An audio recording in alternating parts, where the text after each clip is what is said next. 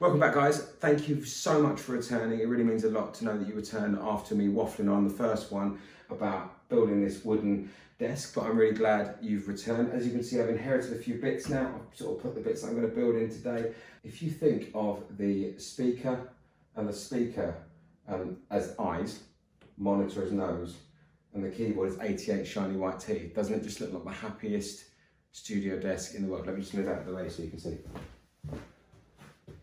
So happy, such a happy desk. So today, I'm going to attempt to be wiring up some of these bits of equipment you see around me.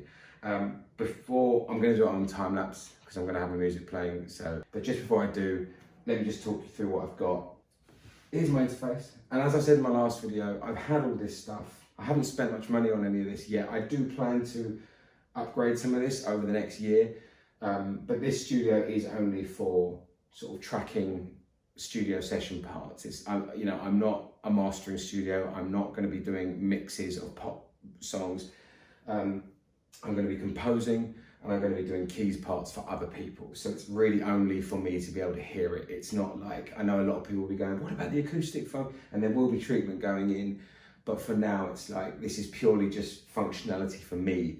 I hope that makes sense. Anyway, I'd like a new interface at one point, but for now, I do have this Liquid Sapphire 56, which is brilliant. It's 8 channels, 2 really nice Liquid preamps as well, which I really like. So I'm going to put that in there. And I've got this Mindprint Envoice that I got years ago on eBay, and I love this. Recommended to me by a friend of mine. Patch bay will go in there, and I've got quite a detailed patch diagram of how everything's going to patch in. So the idea is everything's going to be plumbed in, and everything will go into the patch bay, which will be down here to my right as I look this way. Because I have several synths, I have several keys, which aren't in the shop, and I want them all running through this MIDI controller. And obviously the idea is that the MIDI controller will fire all keyboards and all MIDI modules, and then the patch bay will simply just control which one I want to hear. And then on the floor, I have a drawer which will just keep some bits and pieces, a power conditioner. I'm hoping to run everything through the power conditioner, all IEC kettle leads, which will go in the top here, and that'll power everything.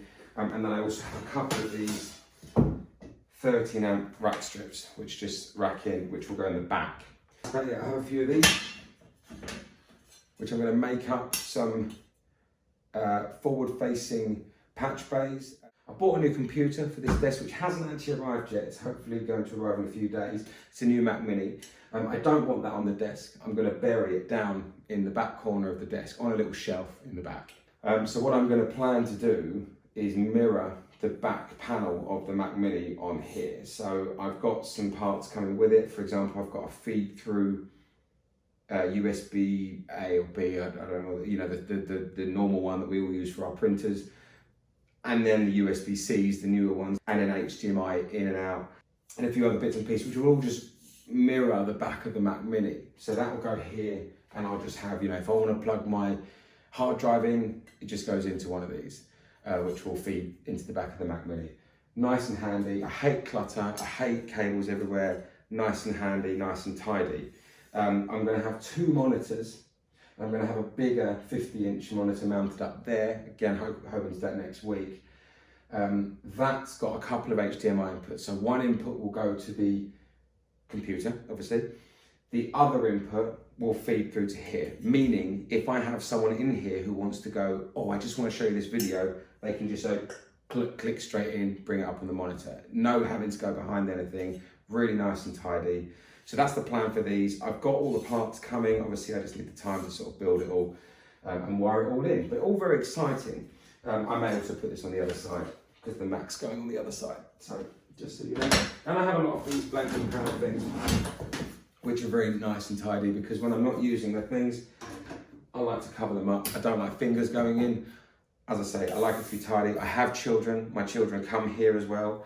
So I don't like hands being able to push through. So that's the plan. So I'm going to go and start doing it.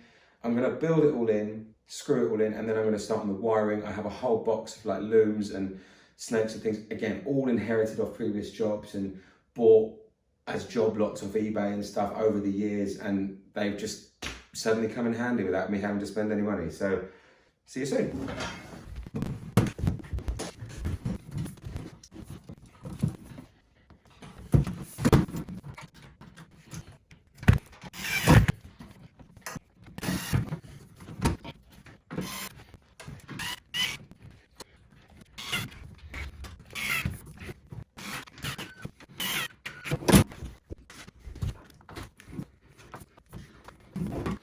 So I've just screwed this 3U or 4U, I can't remember, rack drawer, and it's really cool. It's just going to keep some bits and pieces in there.